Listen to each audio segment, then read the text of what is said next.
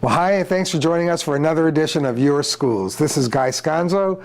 I am the very proud superintendent of Humble ISD, and I'm also a very lucky guy because I get to sit next to and work with the best co-host television ever saw, Lynn Fields. Lynn, it is so good to see you. Well, you're my favorite superintendent, as everyone knows, and it's wonderful to be here because we've got some really special kids to talk about this time. We really do.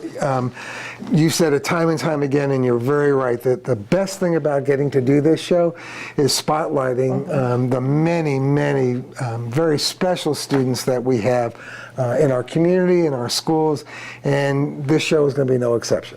It isn't, and you're going to want to hear about a special kid who had some problems early on in life and has overcome them and done great things, as well as some wonderful character-driven programs in our district, my favorite thing. Absolutely. We're also going to meet some of our young scientists who have been highly successful in their pursuit of science, and we're going to talk a little bit about career and technical education because that's becoming more and more important, frankly, to anyone who either has a student in high school or a student heading for high school over the next number of years, because all of the state high school graduation requirements have changed, and career and technical education are a key part of all those changes. So we're going to get right to it in just a minute.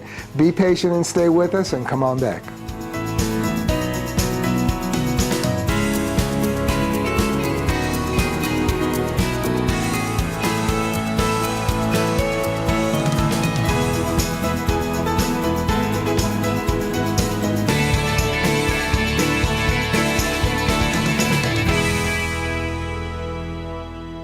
Well, thanks for coming back. And Lynn, we are going to talk about Science Olympiad. You know, Riverwood Middle School has had a very, very long and very successful tradition of competing in Science Olympiad for a number of years, and this year has been no exception. Just quickly, Science Olympiad involves over 7,000 competitive teams, middle school and high school levels throughout the country. And I know I'm biased, but I think we've got the best one right here in Humble ISD at Riverwood. And so we're real pleased to have with us Dan Pearce. Mr. Pearce is a science teacher at Riverwood Middle School and the coach of our Science Olympiad team there. We also have two of our Olympiads, 8th graders, Marshall Hartung. Marshall, it's good to see you again. Thank you. Y'all are going to love this. Marshall was actually on the show when he was in 4th grade for winning the science fair. Well, you know, when you're a star, you're always a star, right? There you go, and still doing extremely well in science, and we're glad to still be here. Marshall, and to see you again. And Kaitlin Smith. Kaitlin, welcome. Thanks. And thanks for being with us. So, Dan, let me start with you, if I may. And if you would, for everybody, just kind of overview what Science Olympiad is in general and really what it's all about at Riverwood. Okay. Science Olympiad started in 1984. This is its official 30th year. It started off as a program primarily to promote science, the STEM disciplines, science, technology, engineering, and math, to improve literacy and education in those areas. And it has spread now through all the states and a few foreign countries. We've had some Japanese teams at our national tournaments. It consists of tournaments at the local, regional, state, and national levels where students compete in up to 28 events, 28 different events with teams of 15 kids covering all those events. And those are in all the different disciplines of science: life science, earth science, space science, and so forth. And then some engineering events as well, and a few math events. They compete in teams of 2, or in some cases 3, and it is a year-round activity. They study and practice and build and test 3 nights a week and on weekends and in the rest of their free time. Our program currently has about 34 students. We started off at Riverwood in the year 2000-2001 school year. And like I say, it's year-round. They put in many extra hours, which they can tell you about. As a result, they started not only qualifying for state, but starting to finish very high. And we finally broke into the national ranks 4 years ago. We've gone to the national tournament 4 years in a row. We won the state tournament in 2011, and we plan to go back this year. Awesome. That is Awesome. amazing. You know, it's amazing that young people would want more study time and want more practice time. That's a testament to the great program that you have there at the school. Y'all are not too competitive, are you? I don't know about that. Well, Marshall, this is old hat to you. You've been a scientist now and a winning scientist for several years. Tell us a little bit about what you're involved in with this particular competition. Well, there's 23 events, and I'm in 5 events. And all the events are split up into 3 categories. There are build events, testing events, and lab events. I'm in 3 testing events. One testing event. It's called Boom Lever. You make a contraption out of balsa, and it wants to be the lightest and hold the most weight. Isn't that a build event? It's a build event, yes.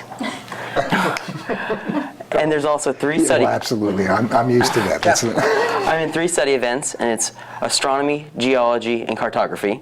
And I'm in 1 lab event with Kaitlin, and we are in Crime Busters. It's forensics. You're a busy boy. CSI. Yeah.